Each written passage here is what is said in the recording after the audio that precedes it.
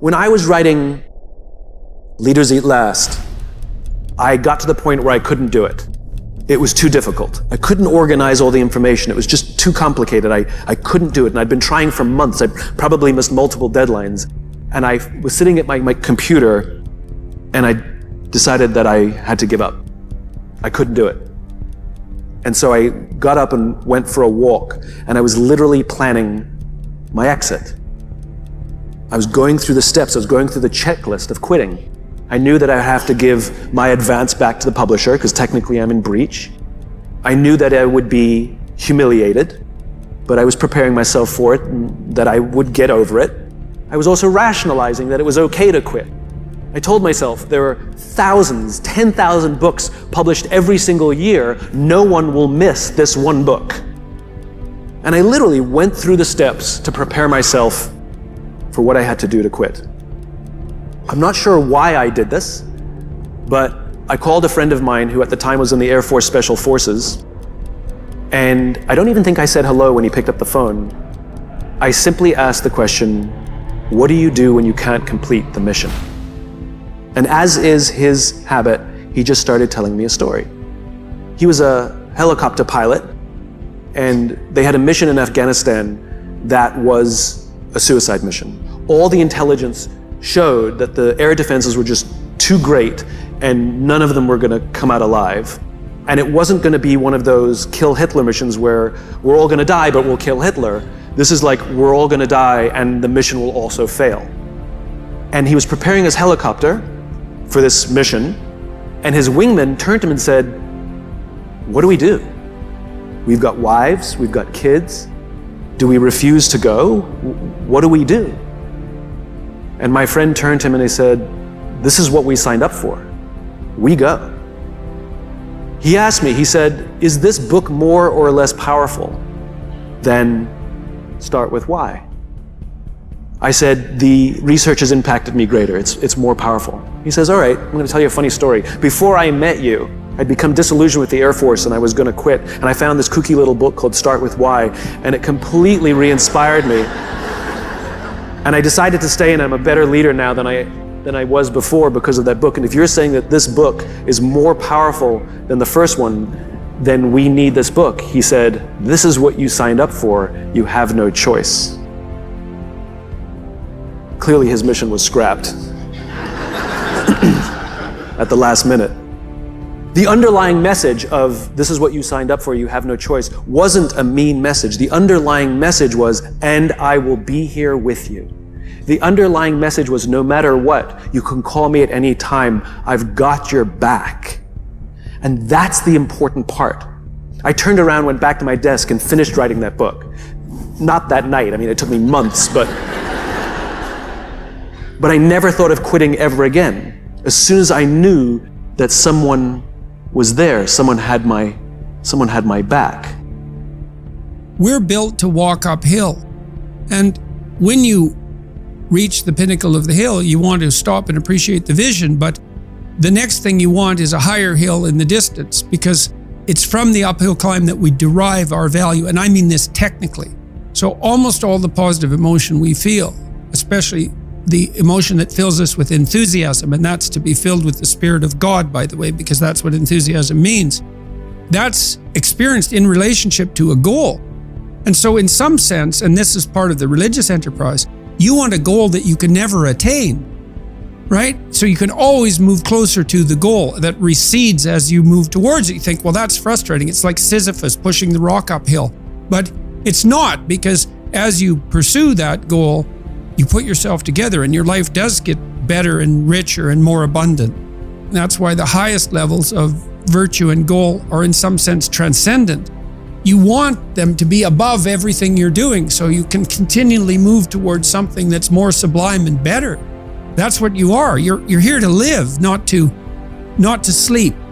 And the problem with the vision of Mai Tais on the beach is that, well, first of all, that's a vision of drug-induced unconsciousness. Second, it's only going to work for about a week. Third, you're going to be a laughingstock in a month and depressed and aimless and goalless. That's not. You want a horizon of ever-expanding possibility.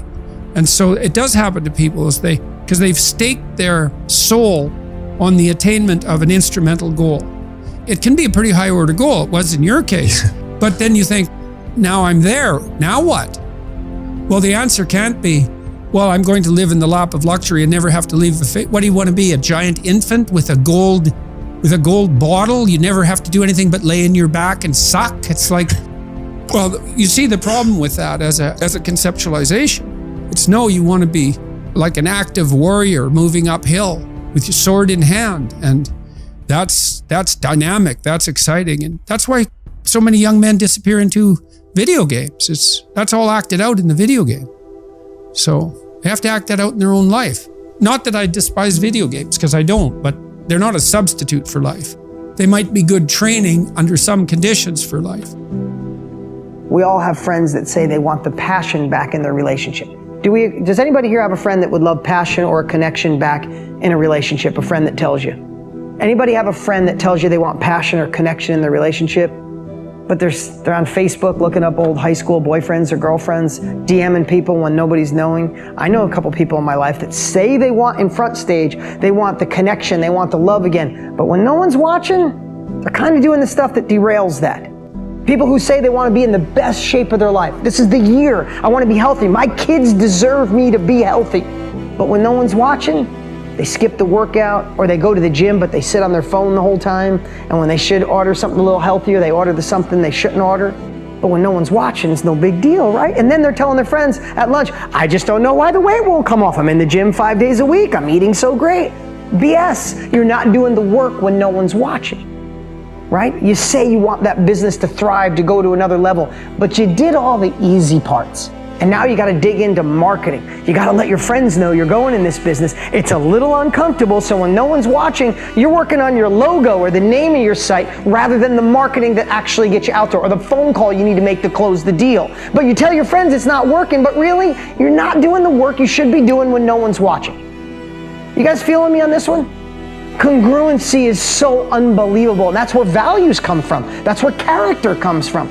I am by far not saying I'm perfect in any shape, way, or form, but I have an obsession now, especially at this phase of my life. I want to be so congruent that if my wife, my kids put a hidden camera on me for a week and they watch it, be like, damn, he does the same stuff he talks about. I would love for you guys to see me at a restaurant having a conversation with my family. You're in the booth behind me and you don't know that I don't know you're there, and you get there and go, damn, that's the same guy I met when we were on camera. That is so powerful. And the reason it's the theme for my kids is, listen, 15 or 13, who has kids? Right? Raise your hand if you have children. In today's world, can they pretty much do anything they want on social? I mean, they could be online, they could find porn in 2 minutes, they could do a million things. At 15, I know my daughter has friends that already drink, already do some other stuff, right? They can lie about all of it, turn off their notifications and figure it out. I have to train my kids, not train, give them the ability to understand is who you are when no one's watching, is who you really are. I said, you can act Em đến perfect nhẹ nhàng như cách em đi qua cái khoảng lãng mạn như thi ca, khiến anh chẳng nhớ được gì cả, chỉ chút vừa vã anh ghi. Và anh không biết được là đôi mình còn gần bên nhau bao lâu nữa. Nhiều lúc anh nghĩ hay thôi mình có lẽ là đừng yêu nhau nữa, vì cãi vã nhiều quá anh mệt lắm, chia tay nhiều quá anh mệt lắm, tất cả ở em đều mệt lắm. Nhưng rồi thời gian cũng hết năm, em thì vẫn ở đó, vẫn nắm chặt tay, vẫn kể môi sát môi. Anh thì vẫn như vậy, vẫn nghệ sĩ nghèo chỉ có lời hát thôi. Em à, người ta mất nhau trong 2 tuần và ta xa nhau cũng 2 lần. Anh không có phải thằng cờ, cũng biết trái tim đâu đó đã phai dần. Phải cần một sự liều lĩnh để thấy mình còn luyến thương nữa không. Mình sống với nhau như vợ chồng, những tình thế này thì chưa giống. Bài nhạc anh viết vẫn chưa xong, liệu rằng ngày đó có